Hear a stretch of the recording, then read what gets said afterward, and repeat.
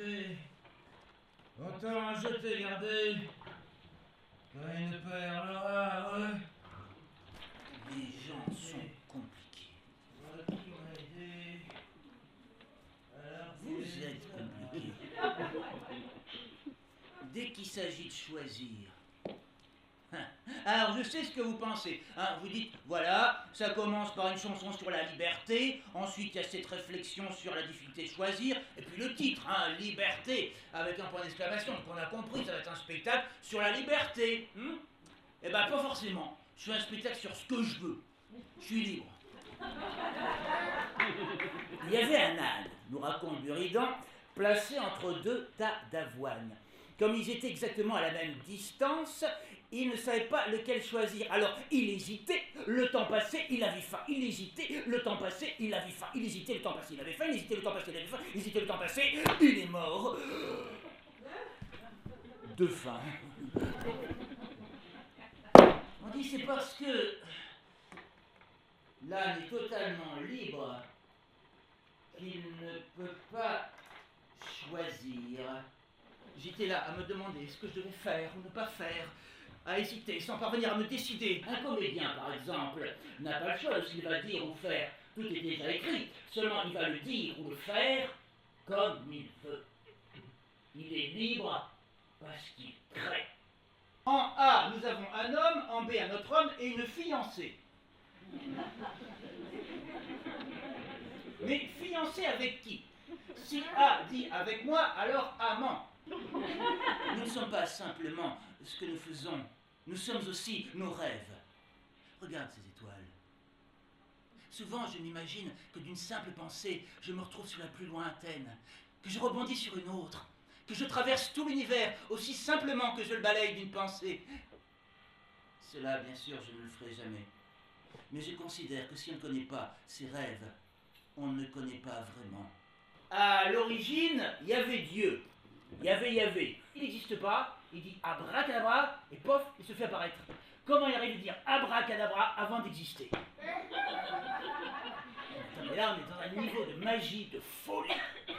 Si tu suis une religion, n'importe laquelle, mais à la lettre, à chaque moment de la journée, tu sais exactement ce que tu dois faire ou ne pas faire, ce que tu dois manger ou ne pas manger, ce qui est bien, ce qui est mal, tu es sur des rails. Si, c'est vous qui avez tué votre voisin. Non, je vous assure, c'est Dieu qui l'a voulu. Moi, j'étais pas d'accord, mais on allait discuter avec lui. Vous savez que les paroles s'envolent. Pourquoi ne pas utiliser cette force ascensionnelle pour faire tourner des moulins à paroles, ce qui produirait de l'électricité et au final, de la lumière. C'est la magie. L'homme est un magicien. Vous êtes des magiciens. Peut-on lutter contre les lois naturelles? Un philosophe a dit, croire qu'on peut échapper aux lois naturelles, c'est croire qu'un homme pourrait s'extirper d'un marécage en se tirant par les cheveux. Et c'est vrai qu'on ne peut pas se soulever par les cheveux, surtout si on est chaud. Si tout ce qui doit arriver arrivera, autant rester couché. C'est le principe de la causalité. J'ai essayé, je suis resté au lit. Il se passe pas grand-chose. Vous posez votre question à l'autre extrémité et vous voyez bien que ça soulève le problème. Alors tout à coup, je ne sais pas ce qui m'a pris, j'ai décidé, j'ai dit, on va chez toi. D'accord, le moment de sonner. J'ai réalisé que je ne voulais ni l'une, ni l'autre, mais les deux, ou rien. Car pourquoi renoncer à la moitié de ce qu'on aime? Peut-être que je me persuade que je ne veux pas choisir, alors qu'en réalité, je ne peux pas choisir. Ce qui nous unit, nous les hommes, quelle que soit notre couleur de peau, c'est qu'on a des os de la même couleur, blanc.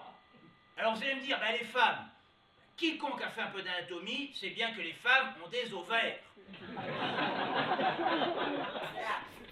Les hommes et femmes politiques sont des personnes qui très tôt n'ont pas tenu leur parole.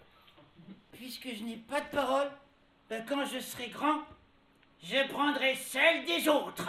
Mais il y en a qui résistent, il y a des gens qui tiennent leur parole. Alors dans ce cas, ils ont une espèce de paire de gros ciseaux et gnac, ils coupent la parole. Et en coupant la parole, ils arrivent à prendre la parole. Et avec la force ascensionnelle, ils montent dans les sondages.